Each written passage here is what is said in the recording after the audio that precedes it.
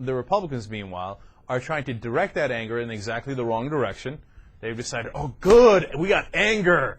Like Yoda, anger leads. No, that's their. That's what they do. They live on it. They breathe on it, right? So they're like, anger leads to fear. Fear leads to hate. Hate leads to Fox News, right? So they love this. So now Glenn Beck is going to take it to another level. Now, you're used to Glenn Beck taking it to another level, but this is beyond the pale because now we're talking about what appears to be threats of violence. Mm-hmm. So let's watch first. Here he is on Fox News Channel. I think this is a sign that the government won't think twice before they jam their fangs into your neck, even deeper into the neck of all business. Bring that picture back up I showed you, except put it the right way, will you? There it is. There they are, gang. There's also another striking similarity between these vampires and those in the movies. Aaron likes that. I like when Aaron laughs. Not one of these people in that picture have any experience whatsoever of running an actual business. Many of them don't even have private sector experience.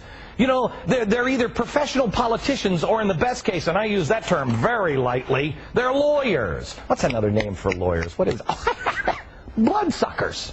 Have you ever worked at a company that's run by attorneys? They fail every time.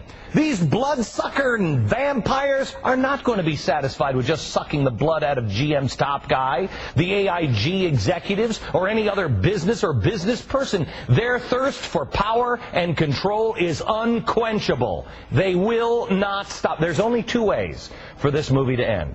Either the economy becomes like The Walking Dead, or you drive a stake through the heart of the bloodsuckers.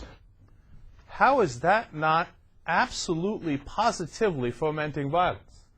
I mean, he said that Obama and the Democrats are bloodsuckers. He had a picture of all of them up. And then he said the only way to stop them is to drive a stake through their hearts. Look, to talk about Glenn Beck, it's like talking about a 6-year-old who's suddenly trying to cope with, like, AP-level physics. He's just not going to get it. He doesn't understand the way business works. I mean, you ever heard of a lawyer, succeed at business? Yeah, plenty of them. Because they know what the laws are. Because they pay attention to detail on stuff.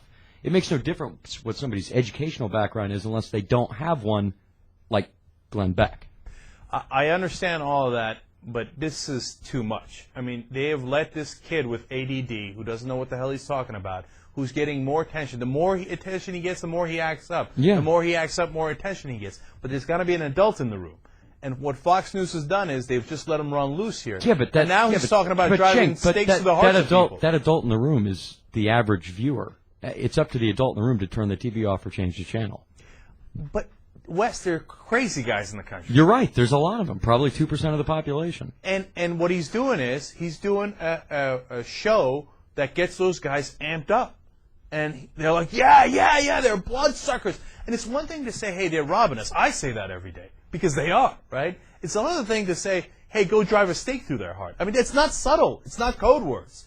I mean, it's one thing when Gingrich says they're turning into a dictatorship. It's another thing when Michelle Bachmann says we have to do an armed revolt. That's pretty damn close. And then finally, Glenn Beck finishes it off by saying no. I don't think Michelle Bachmann's serious about the armed revolt. She could chip a nail or something. It would be, a mess. No, but here's the thing, Wes. Of course they're not serious about any of it because they're not going to do it. No. But it appears, at the very least, that they are encouraging others to do it. Oh, no, absolutely they are.